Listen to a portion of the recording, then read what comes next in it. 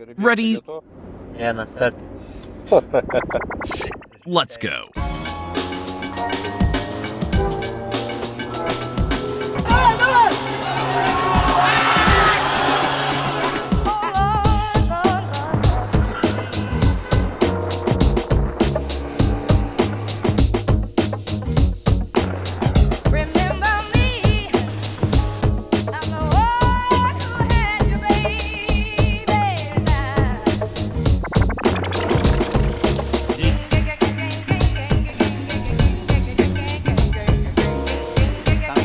Вот сюда.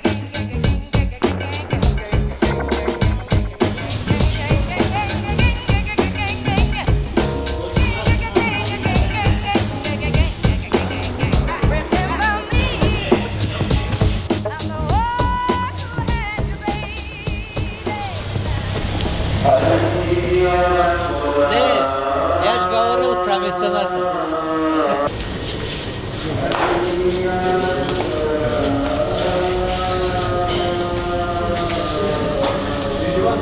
Да.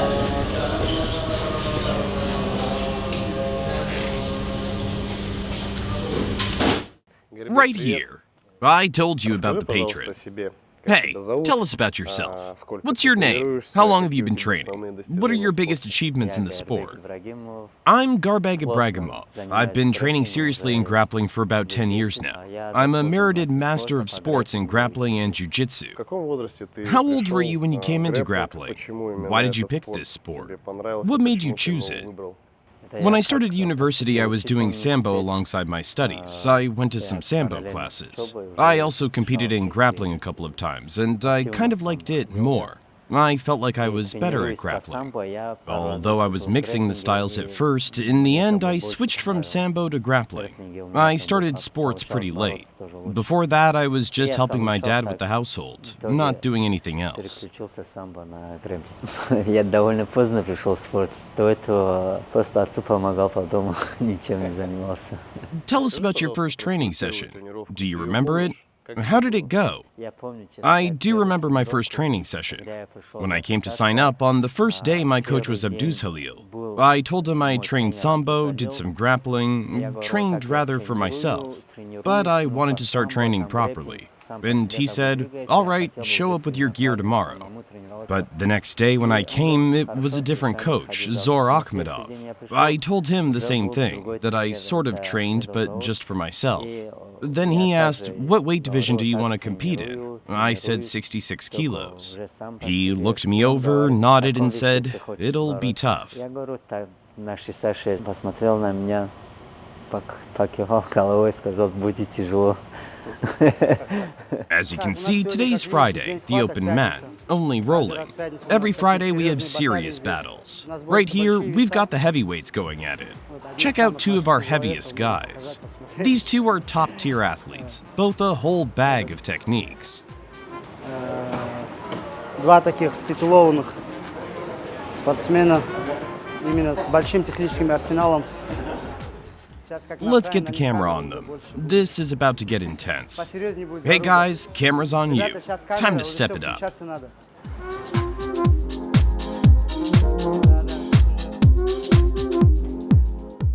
Remember when you first met him? You told him competing at 66 kilos would be tough because that was your division back then. I don't remember saying that, but I do remember exactly when he signed up. I'm not sure if he remembers it, though. Sometime before, there was an inter-university tournament at Dagestan State University. That's where I first saw him. He performed really well, took out a bunch of guys and made it to the finals. It was like a DSU student championship. At the time, I had a really good student at 66 kilos, and he ended up facing Gairbeg in the finals. At that time, Gairbeg didn't really have that high-level tactical grappling, you know, the point strategy and all that. While my student had a really strong positional game, and in the end, he won. After a while, he showed up to training and told me he wanted to sign up. I kinda looked at him for a second, and then I realized it was the guy who was in that final. But what about that other conversation? Well, I really don't remember that part. Why break this up now, right? Gairbeg said you gave him this kind of look and asked, "What's your weight class?" He said 66 kilos and you were like, "It'll be tough." I don't think I'd say something like that dead serious to someone signing up at the door. Might have been a joke, maybe something else. Not really sure. What got you hooked on grappling and jiu-jitsu early on? Was there anything specific, anything different from Sambo that just captured you? So you decided to do this? Honestly, I loved how many submission options there were. We're going for the triangle and next time to the mount. Like these situations occur after doing a roll. When you do a roll, you proceed and he follows you like this. But now you're stuck here and you need to finish rotating. What do? You gotta pull him back this way, like reset to the initial position. So don't let him spin out. Drag him back here, then finish the move. Still not working? Switch your leg over, and now you can lock up the triangle. Do you remember your first big achievement in grappling, like the North Caucasus Championship or Nationals? Yeah, when I fully switched from Sambo to grappling, I competed at Dagestan Championship after about 6 months or a year of training. I got third place and qualified for the North Caucasus Championship. And since then, for several years straight now, I won the North Caucasus. Then went to the Russian Nationals, won that, and that's how I made it to the Worlds. After that, it just took off from there. Сколько лет уже, несколько лет уже подряд выигрывает. Выиграл СКФО, поехал на Россию, выиграл Россию, и вот так попал на мир, и дальше уже понеслось. How many times have you won the UWW Russian Grappling Championship? Every year since 2016. Some years I even won both gi and no gi events. If I remember right, that happened 3 times. Zaur, you're a grappling world champion, BJJ world champion, ADCC European Trials champion, and you're Gairbeg's coach. You were one of the first to start doing grappling in Dagestan. You're a key figure. Please, tell our viewers about your story. We started out here with our first coach, Abdulkadirov. I was 16 back in 2007 when I signed up. There was a veteran in the sport then, Gufarov. Cobra? Yeah, Cobra. He was like our role model back then, and to this day, he's still one of the best athletes. Болевым приемом на руку, рычаг локтя, победу одержал. Your winner by submission victory due to armbar, Marat Gafurov. Who brought grappling and BJJ to Dagestan? Well, grappling first came to Russia around... When were the first tournaments? Late 2000s. Yeah, late 2000s. I think even Khabib competed back then. He and Gatovsky actually competed in those old days. In 2010, our coach, Yusuf Sadulev, came back from the US. He brought that more BJJ-focused grappling style with him, some fundamental stuff. How you achieve dominant positions, like that positional grappling is the key, like sweeps and so on. The very first tournament under actual ADCC grappling rules in Russia was the National Championship in Moscow. Gatovsky organized it, and I ended up winning that tournament. At 66 kilograms? Well, the weight divisions at the first tournament were a bit unusual, like 60 kilograms, 65 kilograms, 70 kilograms, etc. Many people competed. I won the 65 kilogram, Ali Bagotinov took 60 kilograms, I think, Ali Bagov won 75 kilograms, and Abdurakhman got 90 kilograms. Yusuf Sadulev, our coach, won the absolute division. He just signed up saying, I want to try it out, and he won it. And that tournament was one of the first where we made ourselves known throughout Russia. Oh, we're on camera. I was wondering why he stepped it up so much.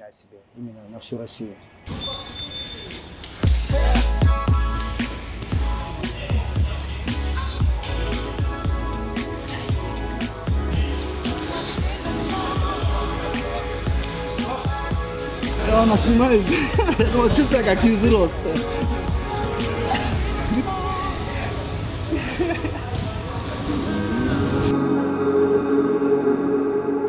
Ruslan, welcome. Ruslan, you're the most decorated grappler in Russia. You put up a great performance at the AIGA finals, and we're really excited to talk with you. We know you well, I've known you for ages, but our viewers might not. So, could you introduce yourself, share your biggest accomplishments, and say a word for the audience? Я тебя знаю очень давно и очень хорошо, а зрителей, возможно, нет. Пожалуйста, представься, расскажи о основных своих достижениях и что-то для зрителей. I'm a 9-time world champion. For major tournaments, that'd be the ADCC European Championship and ACBJJ World Black Belt Grand Prix. So now you're fighting in MMA. What's your record? Tell us about it. Yeah, I switched to MMA 2 years ago, but I never stopped training in jiu-jitsu. My MMA record is 4-0. I compete in hardcore FC and currently rank #1 in heavyweight. Got another fight coming up soon. It'll be for the title. And that's awesome you haven't dropped jiu-jitsu. Love seeing you grind every day at the gym. That was a good one.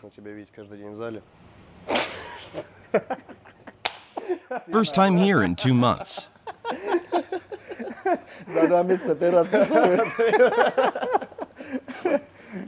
Ruslan, how long have you been training, and how old are you now to begin with? I'm 29 now, pretty much tried every combat sport except striking once.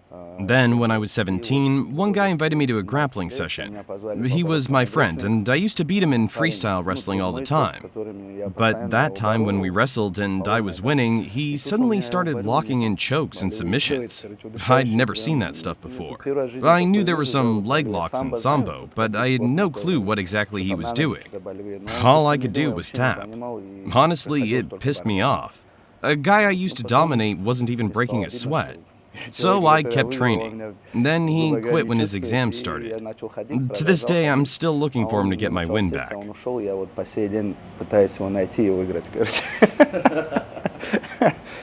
What was the level of grappling and BJJ in Dagestan back then? Do you remember? What was it like? Back then, it was basically just a mix of Sambo and freestyle wrestling. People would just take you down and hold you there. But now, so many new techniques have been developed and they still continue to appear. So now you can't just take someone down and hold them there. It won't work. To prove this point, we'll look no further than the Universal Fighters team pulling off a huge win against the best lineup of grapplers on the planet, Team Adolfo. It was such an equal and highly competitive battle. You beat Luke Griffith, who's currently one of the top-tier grapplers in heavyweight and super heavyweight divisions worldwide. So tell us about that match. Every attack he threw, he burned so much energy. I knew he'd keep coming forward and draining himself. I just had to cling to him and wait for him to gas out.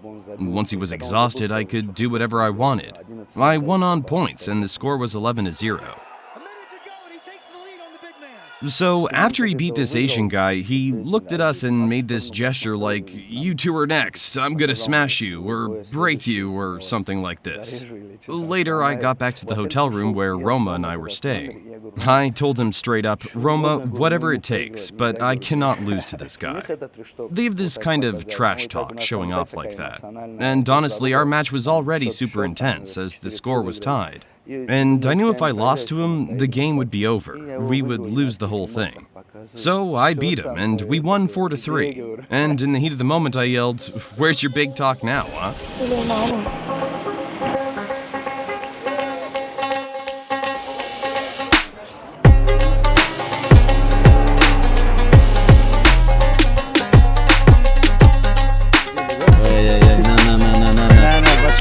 Добраться можно ты.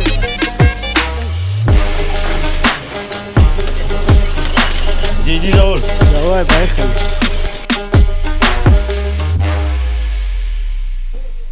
Mohammed, hey, you're pretty much the pioneer, right? The one who's built a real sports brand under the name Abdulkadirov. Tell us, how do you manage to be one of the first guys to take on top foreign athletes and actually beat them? How do you make it happen, especially training there in Dagestan? В том числе их побеждать. Как ты этого добился, находясь в условиях Дагестана? Стремление, цель, It's all about drive, goals, and competition. At first, we were just competing against each other in our own small gym. But then it all grows, and you want to test yourself in tournaments to see what you're capable of on the mat. And that hunger to prove ourselves on the mat is what pushed us to bigger events and tougher opponents. We always wanted to test ourselves against the best ones in the game, and it just happened that we were among the first. We were the trailblazers in the sport. I'm grateful I got to witness it all unfold. Now, all the kids here, many of them know about this sport, about us. It warms my heart to see them grow, improve, compete, win medals, and make a name for themselves on the world stage. В этом деле, в этом виде спорта счастлив, что именно вот на моих глазах, можно сказать, это все образовалось, происходило. Все дети уже знают, очень много детей приятно на душе видеть, как они растут, развиваются и выступают, занимают и заявляют о себе на весь мир. How have the training opportunities changed since you started back then? And what about the current situation in the region? Back in my first gym, we didn't even have a shower. So after the training session, we just changed and left. Also, the sport attracted so many people that the gym was packed. No room to even stand or move. The coach ran elimination rounds. If you lost, you went home immediately. Because, like I said, too many people, not enough space. I once got eliminated too. The coach paired me with one of the best guys in the gym. Of course I lost, and he sent me home right then. Honestly, that stung. Why did he pick me to fight him? Not someone else, but him. And then I promised myself I'd prove I could do it. Once I set a goal, I'd chase it no matter how tough it'd get. Now we've got everything. We have sauna, training camps, whatever you need to grow and improve. There are so many gyms, plenty of guys training, lots of kids getting into it, and competition getting fiercer and fiercer as well. Очень много залов, очень много ребят занимаются, очень много детей занимаются, и конкуренция тоже все больше и больше. I think you're one of the most skilled grapplers in Russia. Watching your career, you've just kept leveling up, always adding new techniques to your game. So tell us, when you were starting out, how did you reach such a high technical level? What did it take? What methods and tools helped you get there? I competed all the time, constantly traveling to the Emirates, Dubai, Abu Dhabi. I participated in tournaments across Russia and Kazakhstan too. So wherever you go, you see different guys, different techniques. We tried to compete in any event we qualified for. That's probably what really shaped me as a grappler. Competition experience also makes a huge difference. Сыграла свою роль в становлении, в развитии, очень большую роль играет соревновательный опыт. Gairbeg, tell us, when and how did you sign a contract with Leone? It happened during the AIGA tournament. Our team won, I knew Kruglov, and he made the offer. When an opportunity like this comes, you take it. And the best part is that I don't need to wait for approval or decision. Since joining Leone, my training's become way more focused and accomplished. In all our time working together, there's never been a single moment where they denied me support. Now, when I prepare for tournaments, I'm 100% confident I'm going to it. Ни разу не было, чтобы они отказали мне в каком-то поддержке, помощи. I'm sure this level of support doesn't exist elsewhere in grappling, except maybe in the US, but definitely not in the CIS. Anyway, they provide training camps, flights, gear, media promotion, fully developing you as an athlete. Do we have anything like this in the CIS? Absolutely not. Медийные планы раскачивают тебя, то есть во всех, просто тебя прокачивают. Где такое есть в СНГ? 100% нет.